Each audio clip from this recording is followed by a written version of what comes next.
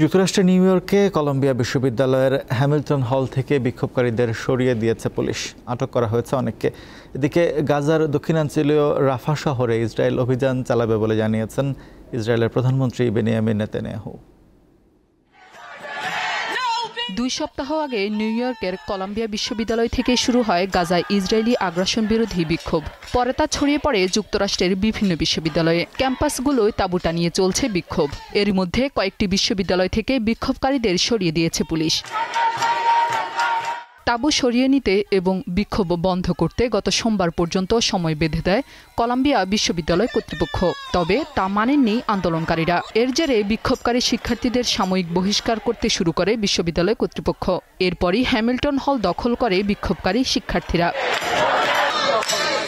স্থানীয় সময় মঙ্গলবার রাত 9:30টার দিকে কলম্বিয়া বিশ্ববিদ্যালয়ে পুলিশি তৎপরতা শুরু হয়। হ্যামিল্টন হলে ঢুকে পড়ে তারা। পুলিশকে ঠেকাতে বিক্ষোভকারীদের অনেকেই দরজার বাইরে মানব ঢাল তৈরি করে। এ সময় হ্যামিল্টন হল থেকে কয়েকজনকে আটক করা হয়। তবে ঠিক কতজনকে আটক করা হয়েছে তা জানায়নি পুলিশ। আন্দোলনকারী শিক্ষার্থীদের দাবি, গাজায় ইসরায়েলি হামলায় সমর্থন দেওয়া ব্যক্তি ও প্রতিষ্ঠানগুলোর সঙ্গে বিশ্ববিদ্যালয়গুলোকে সম্পর্ক ছিন্ন করতে হবে। গাজায় অবিলম্বে যুদ্ধবিরতির দাবিও জানিয়েছেন তারা। পাশাপাশি আন্দোলনরত শিক্ষার্থীদের বিরুদ্ধে শাস্তিমূলক ব্যবস্থা না নেওয়ার দাবি তোলা হয়েছে।